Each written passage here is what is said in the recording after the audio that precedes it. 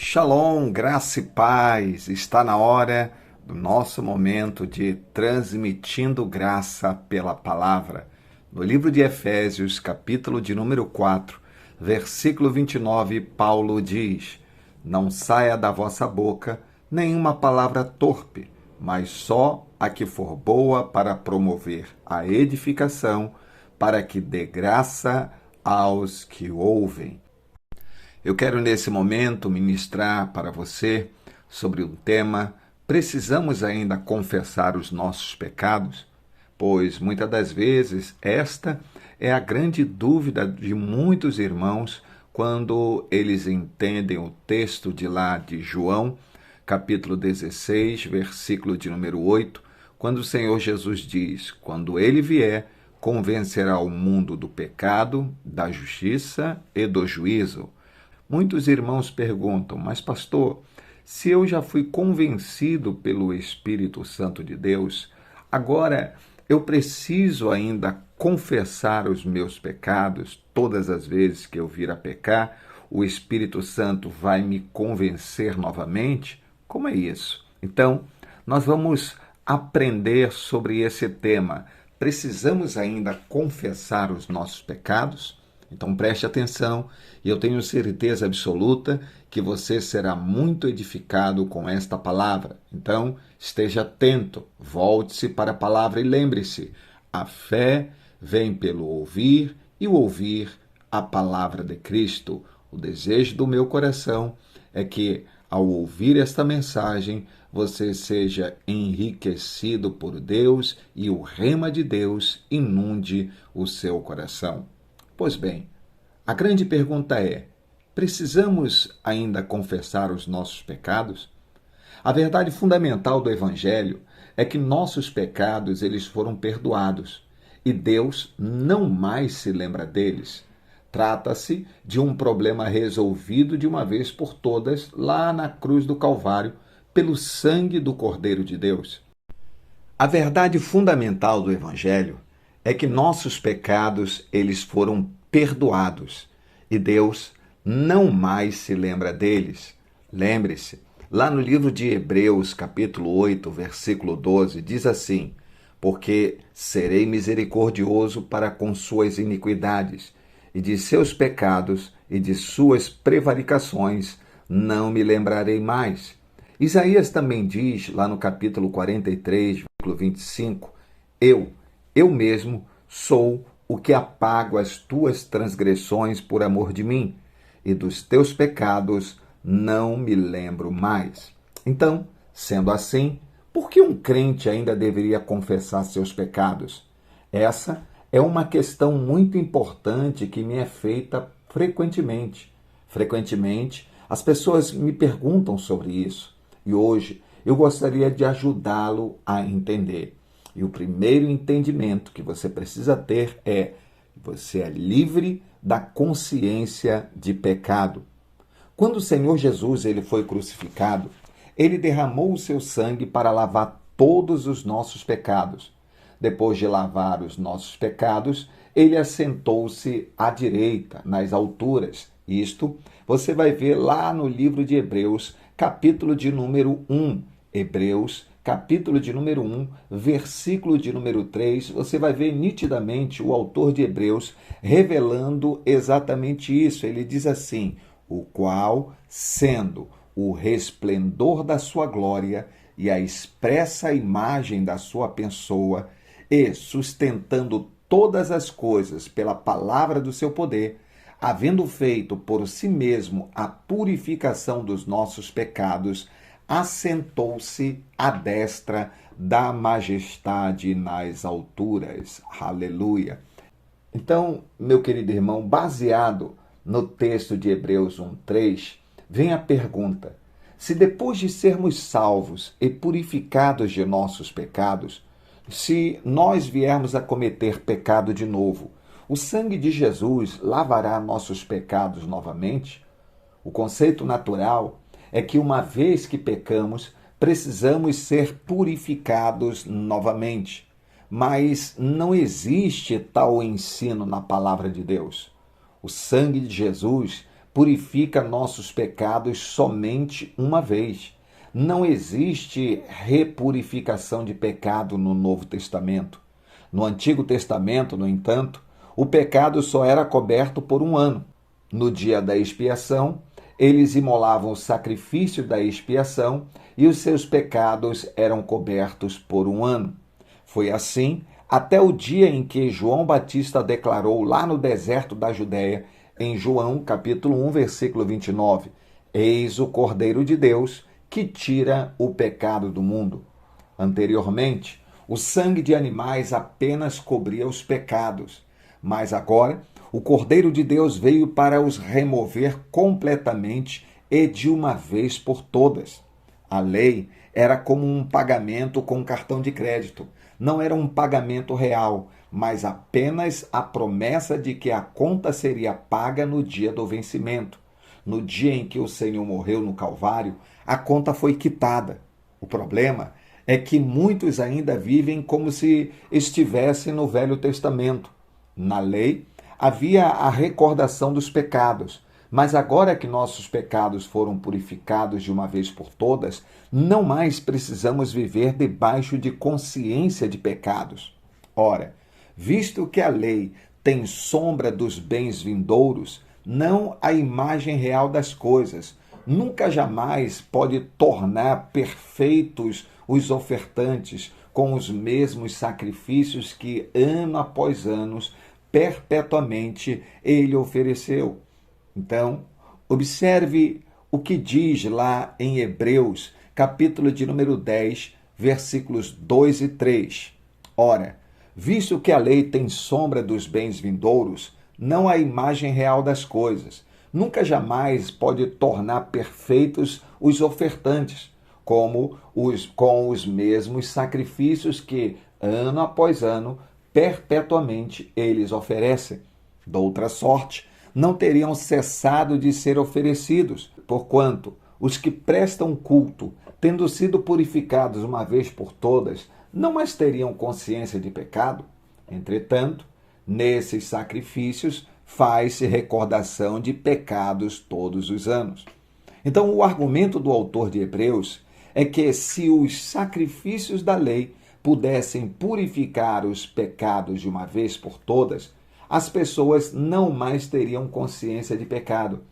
Se os sacrifícios da lei tivessem poder de perdoar o pecado, a prova seria que as pessoas não teriam mais consciência do pecado. Mas a verdade é que o sacrifício os fazia ainda mais conscientes do pecado. Eles tinham consciência do pecado porque o sacrifício de animais apenas cobria os pecados, não os removia. Hoje, o sacrifício de Jesus resolveu completamente a questão do pecado de uma vez por todas. Então, não precisamos viver debaixo de consciência de pecado. O autor de Hebreus diz que ser livre da consciência de pecado é o resultado natural do sacrifício perfeito do Calvário. E a palavra consciência aqui significa ter conhecimento, estar ciente. Não significa a consciência que acusa quando pecamos. Assim, na lei eles faziam recordação do pecado, mas hoje fazemos recordação do perdão. Precisamos ter consciência de perdão e não consciência de pecado. Consciência de pecado é lembrar-me constantemente dos meus erros. Lamentavelmente, muitos ainda vivem constantemente se lembrando dos pecados como se isso representasse um maior zelo diante de Deus. E há pregadores que acreditam que lembrar o povo do seu pecado é a sua obrigação ministerial, mas isso é o oposto do ensino da nova aliança. Muitos crentes estão na nova aliança, mas vivem com a mentalidade do Velho Testamento. Estão todo o tempo conscientes de pecado, sempre se avaliando para ver se não têm feito nada errado com o fim de serem aceitos por Deus. Quando compreendemos que a obra foi consumada, deixamos de ter consciência do pecado e passamos a ter consciência de perdão. Quando você fica se lembrando dos seus pecados, você está dizendo com a sua ação que o sangue do Cordeiro de Deus não tirou o pecado definitivamente da sua vida. Mas a verdade está muito clara a partir do verso 10. Nessa vontade é que temos sido santificados mediante a oferta do corpo de Jesus Cristo uma vez por todas. Ora, todo sacerdote se apresenta dia após dia a exercer o serviço sagrado e a oferecer muitas vezes os mesmos sacrifícios que nunca jamais podem remover pecados. Jesus, porém, tendo oferecido para sempre um único sacrifício pelos pecados, assentou-se à destra de Deus. Hebreus, capítulo 10, do versículo 10 ao 12.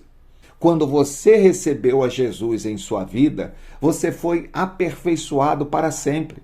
É exatamente isso que declara a palavra de Deus. Você pode ter segurança de que todos os seus pecados já foram perdoados de uma vez por todas. Podemos dizer isso porque o texto de Hebreus afirma que ele se assentou.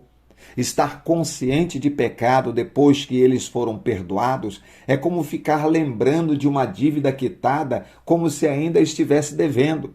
Suponha que eu devesse 1 milhão para o João. Eu não consigo pagar e então fico em dívida com ele. O que acontece com a minha amizade com o João? Não consigo mais ter comunhão com ele. Cada vez que o vejo, eu o evito. Essa é a principal razão por que alguns não conseguem ter vida de oração. Eles evitam falar com Deus, pois sentem que estão em dívida com Ele. Mas então o José, porque me ama, pagou a minha dívida. Mas ele precisou viajar. Então ele pediu para o Paulo me avisar que a dívida foi paga. Mas o Paulo esqueceu de me contar. Então eu encontro com o João.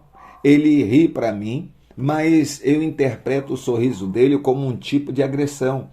A dívida está paga, mas como eu não sei, eu continuo com consciência de dívida, até que o Paulo venha e me conte que José pagou a minha dívida.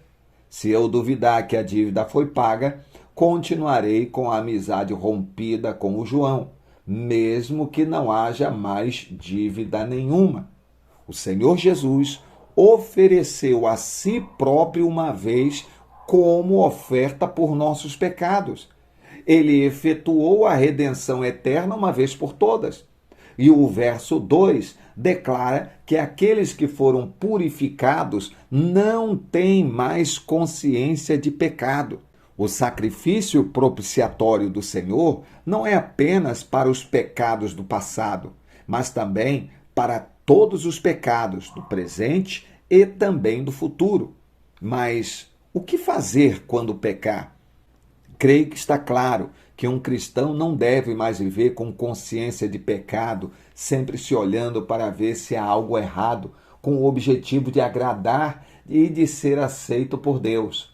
Nós vivemos em paz na presença do Senhor. Lá no livro de Romanos, capítulo de número 5, o apóstolo Paulo escreve lá em Romanos, capítulo 5, versículo 1, que agora você foi justificado. E porque você foi justificado, você tem paz com Deus. Diz assim: tendo sido, pois, justificado pela fé, temos paz com Deus, por nosso Senhor Jesus Cristo. Então, perceba, agora você está em paz com Deus. Nós vivemos em paz na presença do Senhor. Mas há uma questão que precisamos atentar. O que fazer se pecarmos novamente? Sabemos que todos os nossos pecados foram perdoados. Mas o que fazer diante de Deus se cairmos novamente? Devemos ignorar o pecado? Eu creio que João nos dá a resposta. Lá em 1 João, capítulo 2, versículo 1 e 2 diz assim: Filhinhos meus, estas coisas vos escrevo para que não pequeis. Se todavia alguém pecar, temos advogado junto ao Pai, Jesus Cristo, o justo. e ele é a propiciação pelos nossos pecados, e não somente pelos nossos próprios, mas ainda pelos do mundo inteiro. Note, João diz claramente que um dos objetivos do Filho de Deus é não pecar. Não há necessidade de pecar. O pecado, porém, é um fato inabalável. O fato de João chamar de filhinhos mostra que ele está falando dos que pertencem ao Senhor. Caso ele peque, João diz que ele tem um advogado diante do Pai.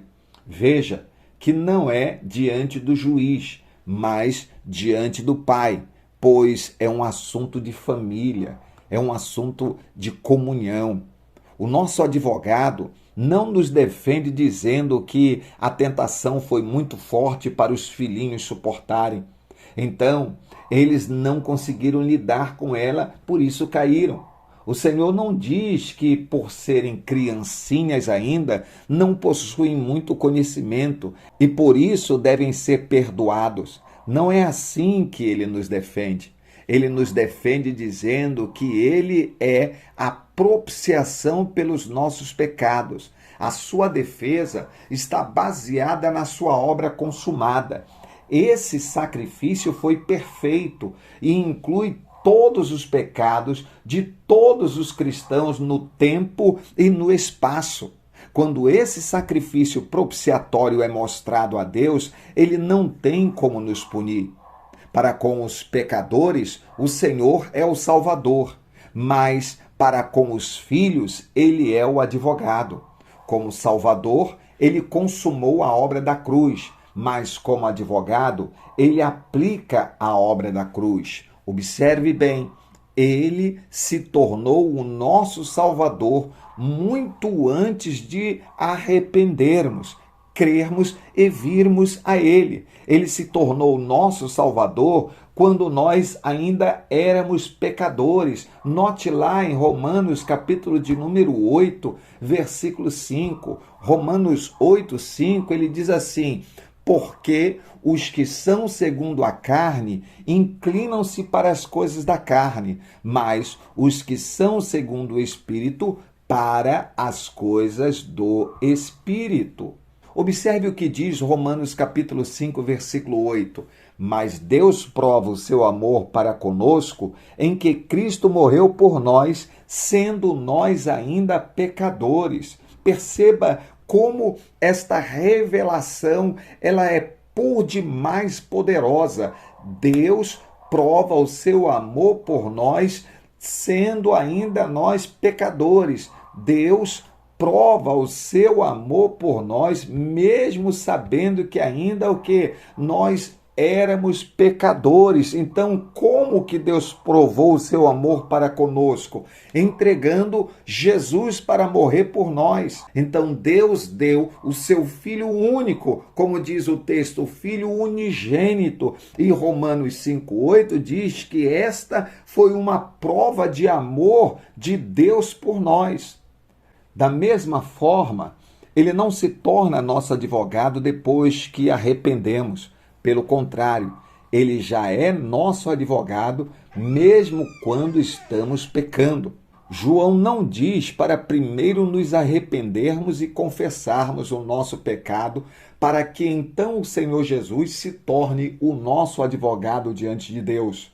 No momento em que pecamos, naquele exato momento, o Senhor está nos defendendo, mostrando ao Pai a sua obra consumada na cruz. Desta forma, o sangue do Senhor Jesus está continuamente purificando-nos de todo pecado. Em 1 João capítulo 1, versículo 9, diz que se confessarmos os nossos pecados, ele é fiel e justo para nos perdoar os pecados e nos purificar de toda injustiça.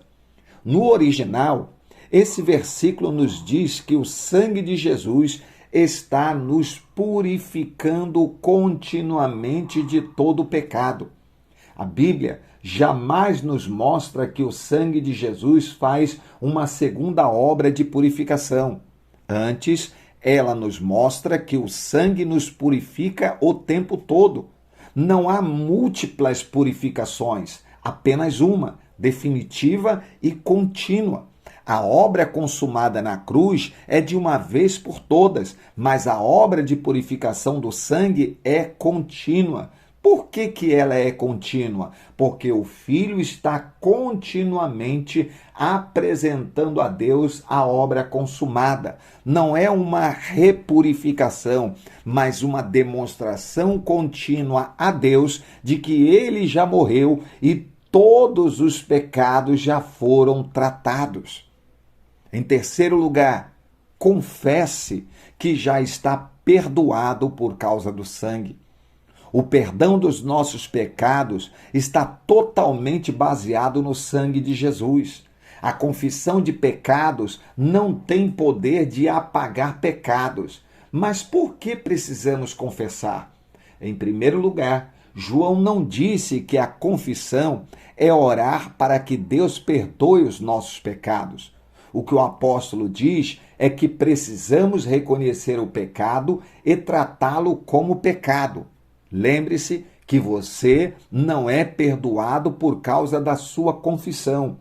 Se fosse assim, teríamos de ficar confessando pecados o tempo todo, o que seria muito estressante. Mas haverá momentos em que você sentirá um peso na sua consciência. Então, nesse momento terá de confessar. Como fazemos isso? Apenas confesse que você reconhece que tal ato é pecado e também confesse que pelo sangue do Senhor Jesus você já foi perdoado. Se fôssemos purificados pela confissão, teríamos de conhecer todos os pecados que cometemos. Não somos perdoados apenas dos pecados que conhecemos e percebemos em nós. O Senhor removeu cada um de nossos pecados pelo conhecimento que Ele tem de nós e não baseado no nosso próprio conhecimento. Se o perdão dos pecados fosse somente para aqueles pecados que nós vemos e confessamos, o perdão seria muito limitado. Mas Ele nos conhece profundamente e nos perdoou completamente. Agora imagine que você tem um amigo que não vê há muitos anos. Num dia, ele aparece e lhe diz que ficou multimilionário. Como ele ama você, ele se dispõe a pagar as suas dívidas. Ele se senta com o seu tesoureiro e paga todos os seus débitos. Mais tarde, você pede ao tesoureiro para ver as dívidas que foram pagas e então percebe que possuía dívidas que nem sabia ou tinha ciência delas. Mas mesmo assim, seu amigo pagou tudo. Essa é exatamente a nossa história. Não sabemos o tamanho de nossa dívida, mas podemos ter certeza de que toda ela foi completamente quitada pelo Filho de Deus na cruz do Calvário. Não devemos pensar que os pecados que ignoramos são também ignorados por Deus, pois não são. Numa ocasião, houve fome em Israel, e Davi foi consultar o Senhor por causa do problema. E o Senhor mostrou que a causa da seca era o pecado de Saul contra os gibeonitas. Isto você vai ver lá em 2 Samuel, capítulo 21, versículo 1. Davi não sabia daquele pecado, mas isso não significava que Deus tinha se esquecido. Somente o sangue de Jesus pode remover o pecado. O tempo ou a ignorância não apagam o erro diante de Deus. E é por isso que não é a confissão que nos lava do pecado, mas é o sangue de Jesus. Todavia, precisamos confessar os nossos pecados, pois essa é uma forma de Deus remover de nós a justiça própria. Precisamos chamar o pecado de pecado e reconhecer que ele ainda existe em nossa carne. Quando admitimos o pecado, nos humilhamos diante de Deus e assim podemos ter comunhão com Ele. Em quarto lugar, o pecado compromete a comunhão com o Senhor. Em João capítulo 13, lemos sobre o dia em que o Senhor lavou os pés dos seus discípulos. Esse evento é muito importante porque ele nos ensina que antes de termos comunhão com o Senhor à mesa, precisamos ainda ser purificados. Lá em João capítulo 13, do versículo 1 ao 4, diz assim: Ora, antes da festa da Páscoa, sabendo Jesus que era chegada a sua hora de passar deste mundo para o Pai, tendo amado os seus que estavam no mundo, amou-os até o fim. Durante a ceia, tendo já o diabo posto no coração de Judas Iscariotes, filho de Simão, que traísse a Jesus, sabendo este que o Pai tudo confiara às suas mãos, e que ele viera de Deus e voltava para Deus, levantou-se da ceia, tirou a vestimenta de cima e, tomando uma toalha, cingiu-se com ela. O lavar os pés é algo fundamental, pois Jesus disse que se não lavasse os pés de Pedro, não poderia haver comunhão entre eles. Portanto, o lavar os pés tem a ver com comunhão com Deus. Disse Pedro, lá em João 13:8, nunca me lavarás os pés. Respondeu-lhe Jesus, se eu não te lavar, não tens parte comigo. Sem o lavar desta água, Jesus disse que não podemos ter parte com ele. A água aqui é um símbolo da palavra de Deus. Lá em João 15:3 diz assim, vós já estáis limpos pela palavra que vos tenho falado. Então, nós somos lavados pela água quando confessamos a palavra de Cristo. Assim, a confissão de pecado deve vir sempre com a confissão da palavra do Evangelho. Esse lavar os pés não é algo relacionado com a salvação. O Senhor não disse a Pedro, se eu não te lavar, não tens parte em mim. Mas o Senhor disse, se eu não te lavar, não tens parte comigo. Em mim é uma expressão ligada com a salvação, mas comigo está ligado com a comunhão. Isso significa que, depois de salvos, ainda podemos ter problemas em nossa comunhão com Deus. Disse-lhe Pedro, nunca me lavarás os pés. Respondeu-lhe Jesus, se eu não te lavar, não tens parte comigo. Então Pedro lhe pediu, Senhor, não somente os pés, mas também as mãos e a cabeça. Declarou-lhe Jesus, quem já se banhou não necessita de lavar senão os pés. Quanto ao mais, está todo limpo. Ora, vós estáis limpos, mas não todos. O Senhor disse que quem já se banhou não precisa banhar-se novamente. Banhar-se aqui se refere à salvação. Nós já fomos lavados pelo sangue de Jesus, mas ainda necessitamos diariamente ser lavados pela água da palavra. O pecado não muda a nossa posição de Deus, mas ainda pode atrapalhar a comunhão. Então, precisamos ser lavados pela palavra. Note que na oração do Senhor Jesus, lá no Evangelho de João, chamado de oração sacerdotal, eu quero pedir a você que abra a sua Bíblia nesse exato momento, lá no Evangelho de João, capítulo de número 17, quando o Senhor Jesus, ele começa a orar ao Senhor. Esta é a chamada oração sacerdotal. Ele diz assim no versículo 3, e a vida eterna é esta, que te conheçam, a ti só, por único Deus verdadeiro, e a Jesus Cristo a quem enviaste. Eu glorifiquei-te na terra, tendo consumado a obra que me deste a fazer. E agora, glorifica-me tu, ó Pai, junto de ti mesmo, com aquela glória que tinha contigo antes que o mundo existisse. Manifestei o teu nome aos homens que do mundo me deste. Eram teus, e tu nos deste, e guardaram a tua palavra. Agora já têm conhecido que tudo quanto me deste provém de ti, porque lhes dei as palavras que tu me destes, e eles a receberam, e têm verdadeiramente conhecido que saí de ti, e creram que me enviaste. Eu rogo por eles, Não rogo pelo mundo, mas por aqueles que me deste, porque são teus. E todas as minhas coisas são tuas, e as tuas coisas são minhas, e neles sou glorificado. Eu já não estou mais no mundo, mas eles estão no mundo, e eu vou para ti, Pai Santo.